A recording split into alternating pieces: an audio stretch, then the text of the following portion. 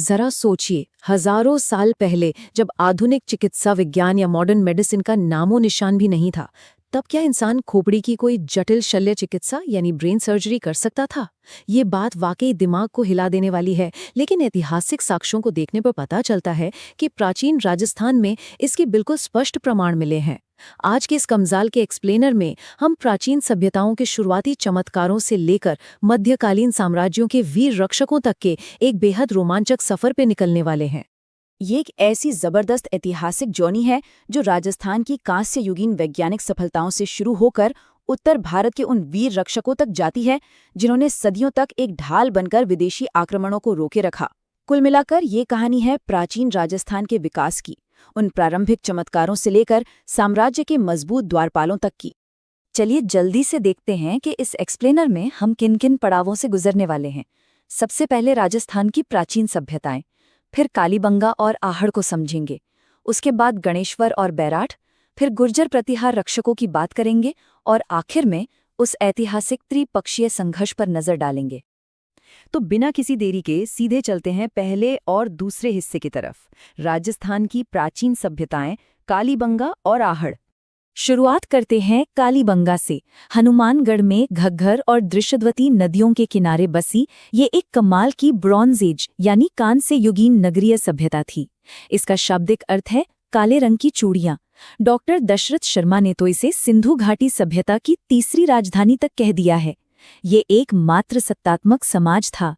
अलंकृत ईंटों का इस्तेमाल और पक्की सड़कें देखकर ही पता चल जाता है कि इनकी नगर नियोजन क्षमता यानी अर्बन प्लानिंग कितनी एडवांस थी।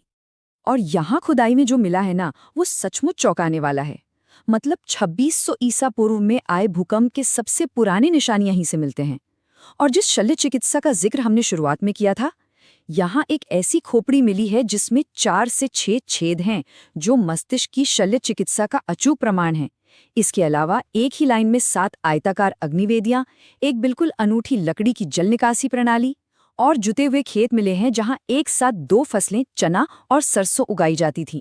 ये खेती और विज्ञान में उनके लाजवाब ज्ञान को दर्शाता है। अब एक बड़ा ही दिलचस्प तुलनात्मक नजरिया देखते हैं।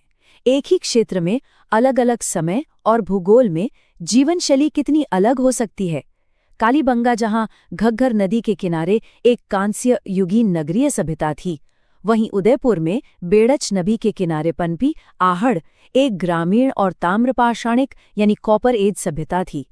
कालीबंगा का पूरा फोकस अर्बन प्लानिंग पर था, जबकि आहड़ का ध्यान पूरी तरह से तांबे के उद्योग और पशुपालन पर टिका था। आहड़ की इकोनॉमी के बारे में सुनकर तो कोई भी हैरान रह जाए। इसे ताम्रवती नगरी ऐसे ही नहीं कहा जाता था। यहाँ से तांबे की 40 खदानें, उसे गलाने की भट्टियां और ढेरों औजार मिले हैं। यहाँ के समाज की एक बहुत बड़ी खासियत थी संयुक्त परिवार प्रथा, मतलब जॉइंट फैमिली। एक ही मकान में 4 से 6 चूल्हे मिले हैं। और सबसे मजेदार बात है इनका इंटरनेशनल ट्रेड। यहाँ से तांबे की यूनानी मुद्राएं मिली हैं। एक पर त्रिशूल है और दूसरी तरफ यूनानी देवता अपोलो छपे हैं, जिनके हाथों में तीर और तरकश है। इसका सीधा सा मतलब है कि उस जमाने में भी विदेशी व्यापार फुल स्विंग में था।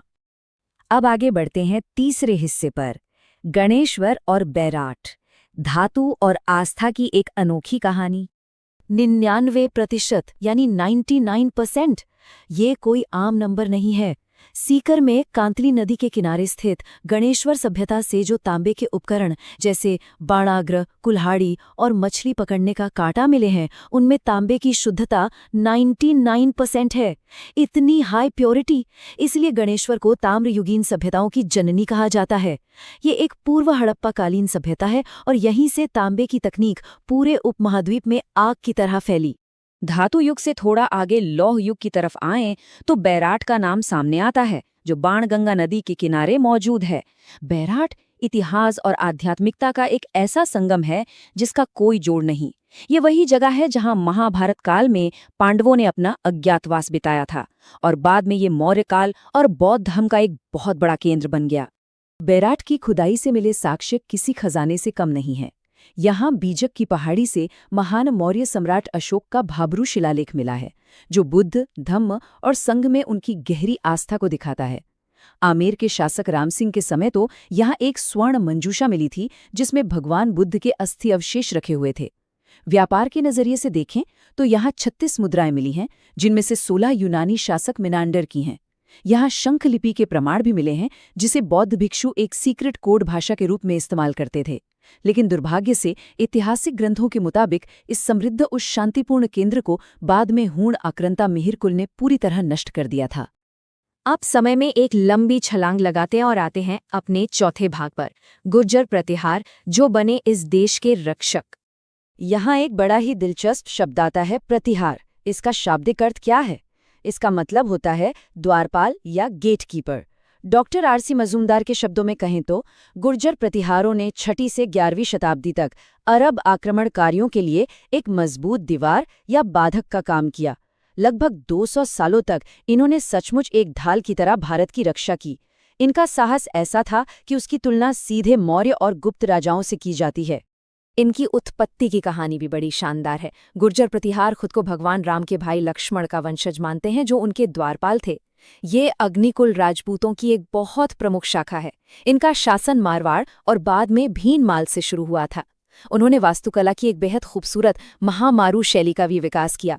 विदेशी यात्री भी इनसे इतने प्रभावित थे कि चीनी यात्री हुएनसांग ने इनके देश का जिक्र किया और अल मसूदी जैसे अरबी यात्रियों ने सम्मान के साथ इन्हें अल गुर्जर या जूजर कहकर पुकारा। अब कोई भी शक्तिशाली साम्राज्य रातों रात तो खड़ा नहीं हो जाता। इसके टाइमलाइन पर एक नजर डालते हैं। शुरुआत होती है 6वीं शताब्दी में ब्राह्मण विद्वान हरिश्चंद्र से, जिन्हें इस वंश का आदि पुरुष माना जाता है। 560 ईस्वी में रज्जिल ने मंडोर को अपनी राजधानी बनाया, लेकिन असली विस्तार हुआ 730 ईस्वी में नागभट्ट प्रथम के आने के बाद, जिन्होंने भीनमाल को राजधानी बनाकर अरबों की सेना को धूल चटाई। इसके बाद वत्सराज आए, जिन्हें इस वंश का वास्तविक संस्थापक माना जाता है, और फिर आए नागभट्ट द्वितीय, जिन्होंने सीधे कन्नौज को जीतकर प्रतिहारों की नई राजधानी बना दिया।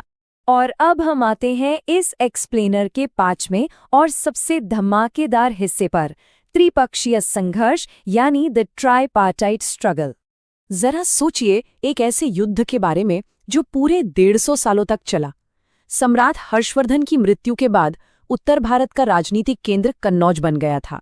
इस अल्टीमेट प्राइज यानी कन्नौज पर कब्जा करने के लिए 3 विशाल साम्राज्य आपस में भिड़ गए। उत्तर भारत से गुर्जर प्रतिहार, पूर्व यानी बंगाल से पाल वंश और दक्षिण भारत से राष्ट्रकूट वंश। ये एक तरह से उस दौर का मध्यकालीन विश्व युद्ध था। इस लंबे संघर्ष का उतार चढ़ाव प्रतिहार शासक वत्सराज के समय शुरू हुआ। मुंगेर के युद्ध में वत्सराज ने पाल शासक धर्मपाल को तो हरा दिया, लेकिन वो दक्षिण के राष्ट्रकूट शासक ध्रुव से हार गए। यह यकीनन एक बड़ा झटका था। हालांकि बाद में उनके बेटे नागभट्ट द्वितीय ने इस हार का बदला लिया और अंततः कन्नौज पर कब्जा करके उसे अपनी राजधानी बना लिया। लेकिन सबसे खास बात यह है कि इस निरंतर युद्ध के बीच भी प्रतिहारों ने अपनी संस्कृति को नहीं भुलाया।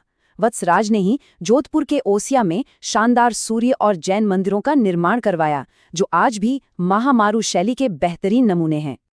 अब यहाँ एक सवाल उठता है कि इतने लंबे और उलझे हुए इतिहास की इतनी सटीक जानकारी आखिर आती कहाँ से है? तो ये सब घटियाला शिलालेख और ग्वालियर प्रशस्ति जैसे ऐतिहासिक दस्तावेजों और अरबी तथा चीनी यात्रियों के यात्रा वृत्तांतों को डिकोड करके निकाला गया है। यही वो ठोस ऐतिहासिक साक्ष्य हैं जो इन कहानियों को पूरी प्रामाणिकता देते हैं।